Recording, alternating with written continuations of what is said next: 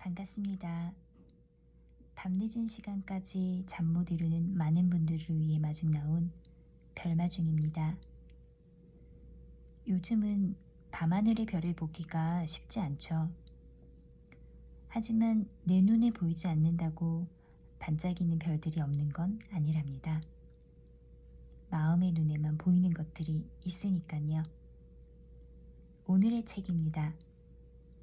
생텍쥐페리의 글을 정여울 씨가 엮은 마음의 눈에만 보이는 것들.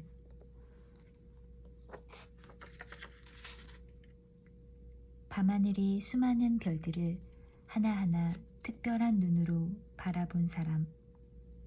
그 별 중 하나를 어린 왕자의 별로 만든 사람.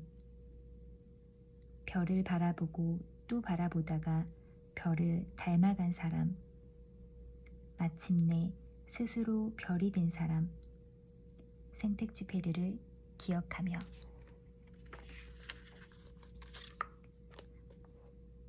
만약 누군가가 수없이 많은 별들 속에 있는 단 한 송이의 꽃을 사랑한다면 그 사람은 그저 별을 바라보는 것만으로도 행복해질 수 있을 거야. 별이 되는 법은 더욱 어려웠다. 나는 생텍쥐페리를 읽으며 별을 바라보는 법을 배웠다. 그리고 별이 되는 법도 배웠다. 나만의 눈으로 별을 바라보는 법을 훈련하는 밤은 나에게 관찰과 상상의 아름다움을 일깨워 주었다. 나를 위해 특별히 웃어주는 별. 내가 바라보지 않을 때는 눈물 짓는 별을 찾는 것. 그것은 결코 쉬운 일이 아니었다. 별이 되는 법은 더욱 어려웠다. 누군가 나만의 빛을 알아봐 주기를 기다리며 하염없이 빛나야 한다니. 그가 나를 바라보지 않을 때도, 그가 내 존재 자체를 몰라줄 때도 절망하지 않고 어떤 기대도 없이 그저 찬란하게 빛을 뿜어야 하다니. 별이 되어 스스로 빛을 내는 것은 얼마나 어려운 일인지.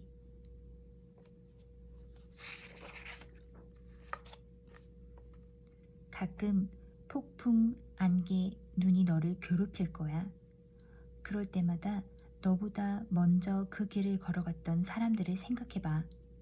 그리고 이렇게 말해봐. 그들이 할 수 있다면 나도 할 수 있어. 라고. 쓰러진 우리를 일으켜 세워주는 문장. 생텍쥐페리가 정말 훌륭한 작가라는 생각을 하게 되는 순간은 바로 이런 문장을 만날 때다. 읽기만 해도 힘이 펄펄 솟아나는 것 같은 싱그러운 문장. 단지 문장이 어여쁘기만 한 것이 아니라 그 담고 있는 꿋꿋한 내용이 쓰러진 사람조차 일으켜 세운다. 나도 힘들 때마다 이 문장을 떠올려야겠다. 사람의 마음을 글로 움직인다는 것이 너무도 느리고 힘겹고 허무하게 느껴지는 순간이 올 때마다 좋은 글을 쓰고 싶지만 피로에 지친 몸이 따라주지 않을 때마다 누군가를 사랑하는 일이 지구를 들어 올리는 것보다 더 힘들게 느껴질 때마다 나보다 먼저 이 길을 걸어갔던 수많은 사람들의 인내와 망설임, 서름과 외로움, 그리고 마침내 그 길을 끝까지 걸어갔을 때의 눈부신 쾌감을 생각하며 끝까지 견디고 싶다. 마침내 한 걸음 한 걸음 나아가고 싶다.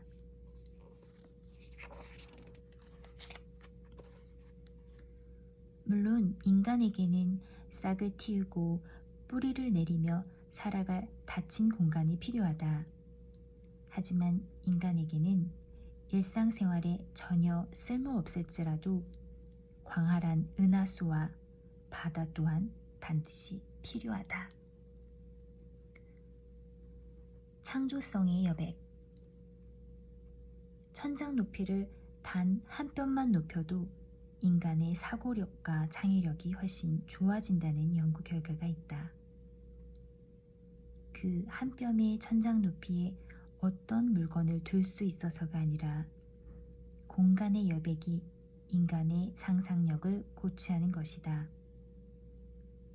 무엇이 있어서가 아니라 무엇이 없는 공간이 사람들로 하여금 새로운 사유를 할 틈새를 주니까.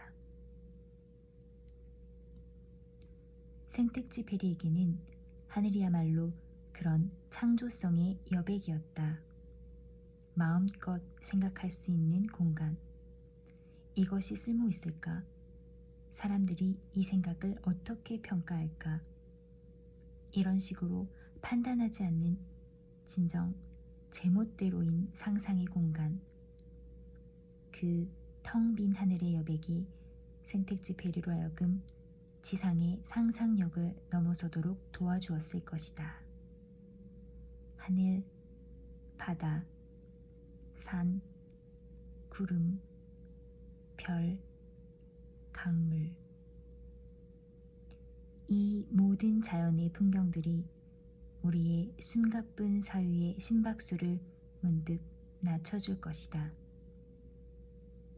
탁 트인 공간에 머무는 시간이 많을수록 우리는 더 너그러워지고 싱그러워지며 생기 넘치는 존재가 되지 않을까. 우리에겐 빌딩 숲에 가려진 조각난 하늘이 아닌 진정 탁 트인 텅 빈 창공이 필요하다.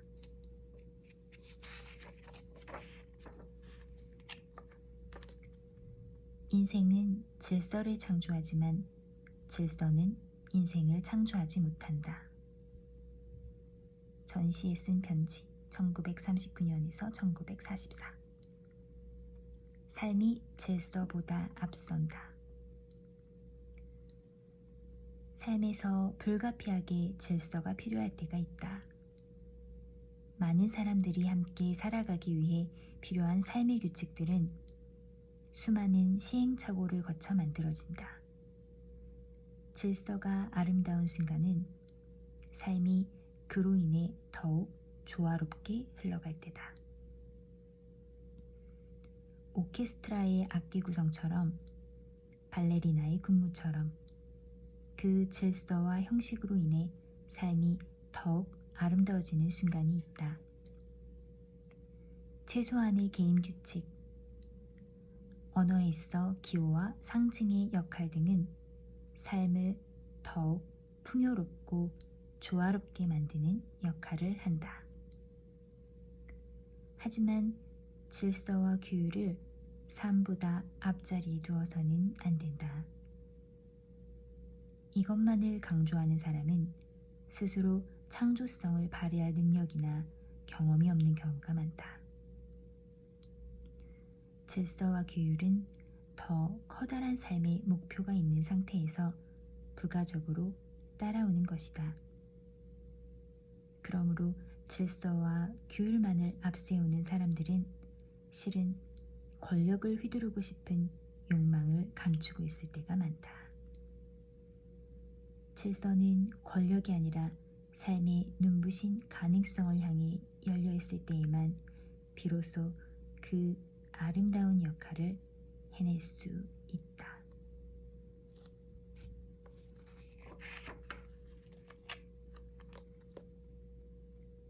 살다 보면 명백하게 이기는 승리도 있지만 지는 것 같은데 결국 이기는 승리도 있다. 사람을 완전히 무너뜨리는 패배도 있고 누군가를 깨달음에 이르게 하는 패배도 있다. 인생은 그 사람이 어떤 환경에 처해 있는가가 아니라 인생에 대해 어떤 태도를 보이는가에 따라 달라질 수 있다. 승리보다 소중한 패배. 때로는 오랜 시간이 지나야 알 수 있다. 승리의 진가와 패배의 결과를.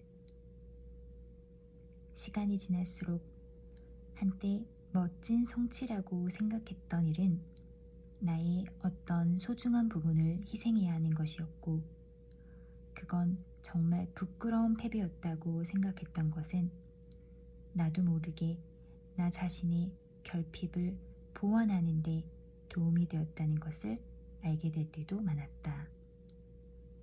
결국 승리냐 패배냐가 중요한 것이 아니라 그 경험에서 내가 무엇을 배울 것인가가 중요했던 것이다. 아무리 승리해도 그 승리에서 자기 만족만을 얻었다면, 아무것도 배우지 못했다면 진정한 승리일 수 없다. 아무리 패배해도 그 패배에서 승리보다 더 값진 것을 배운다면 패배는 승리보다 소중한 경험이 될 수 있다.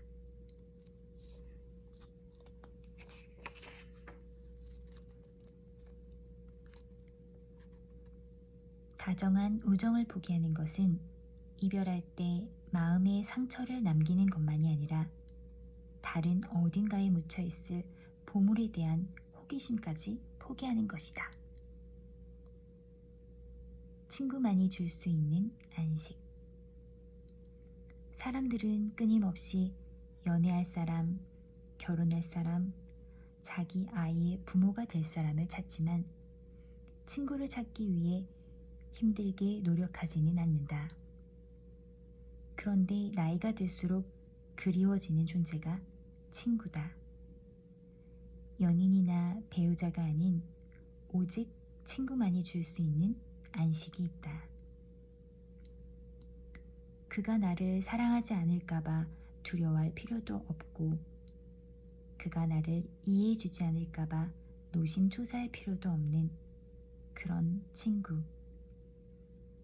여우와 어린 왕자처럼 서로를 길들여서 헤어질 때면 눈물을 펑펑 흘리게 되는 그런 친구. 사회적인 이해관계와는 아무 상관없이 그저 내 곁에 있어주는 것만으로도 무한히 감사할 수 있는 그런 친구가 우리에겐 필요하다. 우리가 상사의 인정이나 대중의 인기가 아니라 그저 내 곁에 있는 친구의 우정을 얻기 위해 조금만 더 노력한다면 이 세상의 마음 온도는 1도쯤 높아지지 않을까?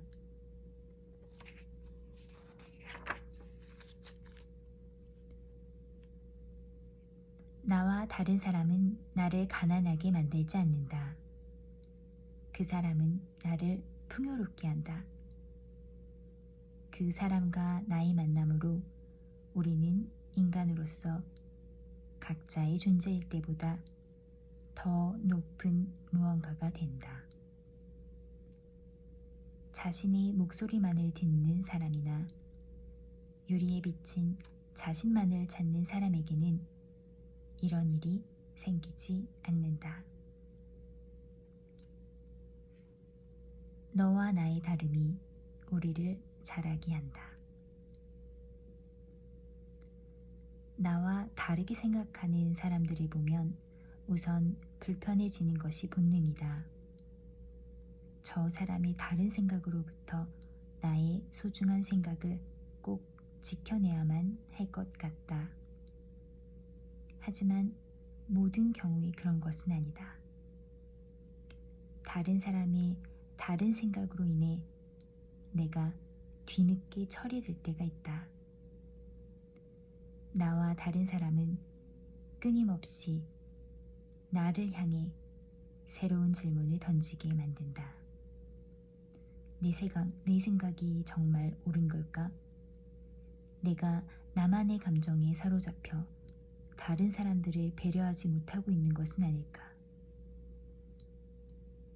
너와 나의 다름은 나로 하여금 새로운 질문을 던지게 하고 그 질문을 던질 수 있는 지성이 존재하는 한 우리는 타락하지 않는다. 때로는 내가 이렇게 기특한 생각을 하다니 하고 혼자 우쭐해질 때도 있지만 나보다 훨씬 더 훌륭한 다른 사람의 생각을 만나면 이내 고개를 끄덕이게 된다. 난 아직 멀었구나. 아직 갈 길이 멀구나. 이렇게 고개를 끄덕이는 순간 영혼은 한 뼘 자란다. 이런 깨달음은 주로 책을 읽을 때 얻게 된다. 나에게 책은 나와 다른 사람의 생각을 만나는 내면의 극장이다. 책 속의 행간이 바로 영혼이 숨 쉬는 곳이다. 지은이와 대화할 수 있는 행간의 여백이 책 읽기에 눈부신 기쁨을 자아낸다.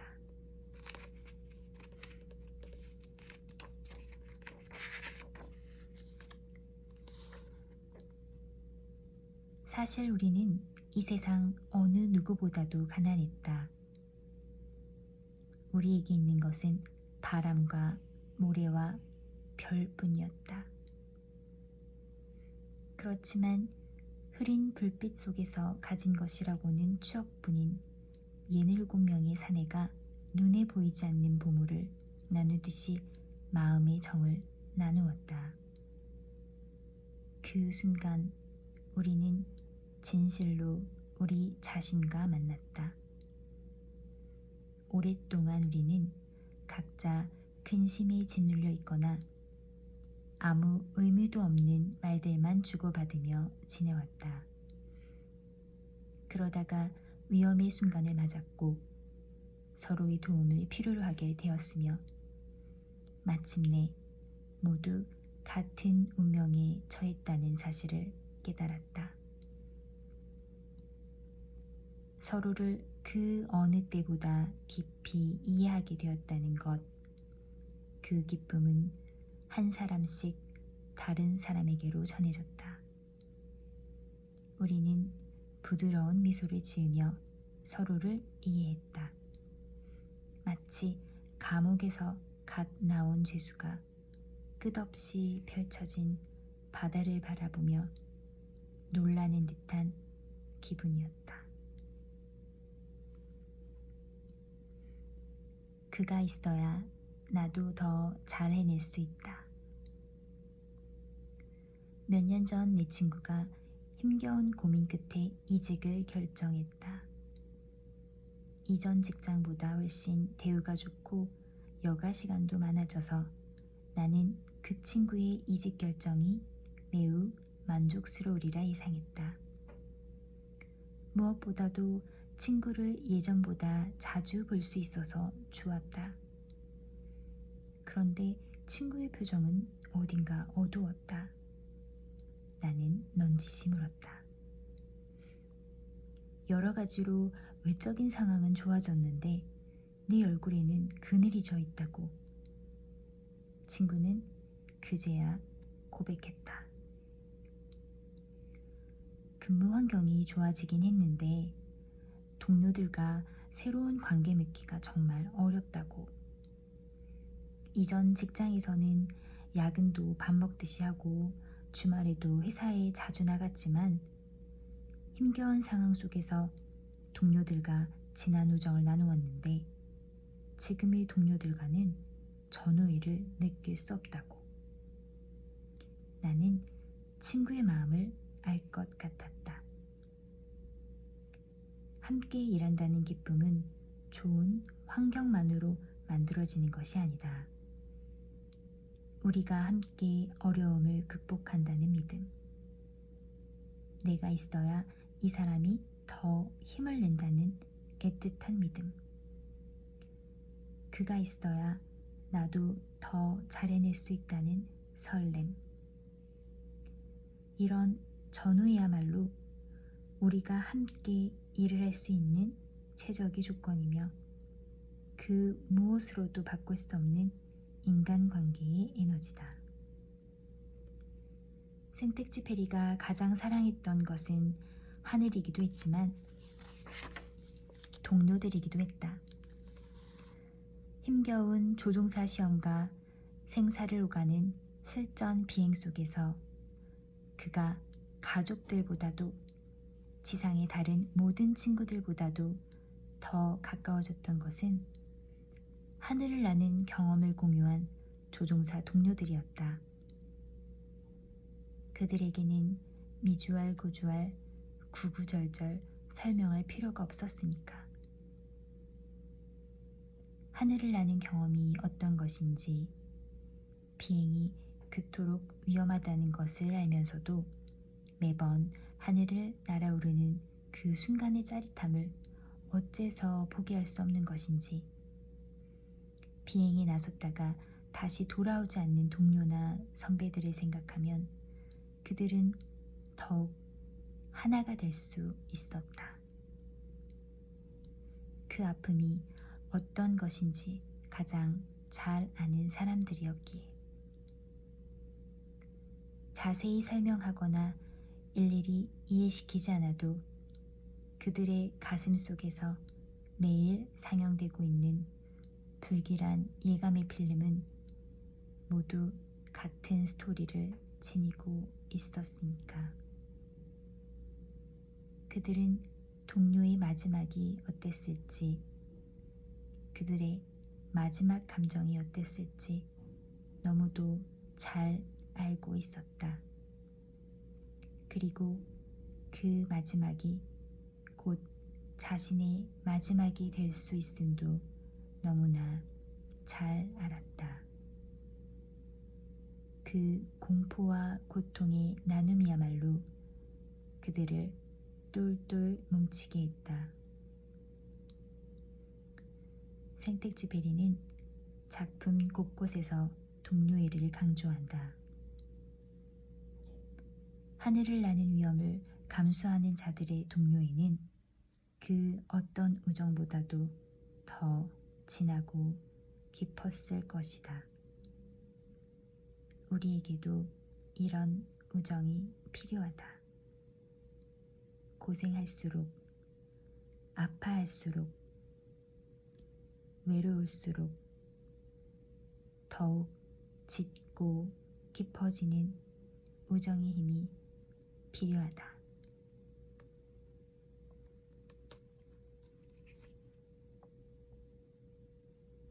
오늘의 책 마음의 눈에만 보이는 것들 첫 번째 시간 여기까지 하겠습니다. 여러분 모두 별마중을 기억하며 따뜻하고 편안한 밤 되세요.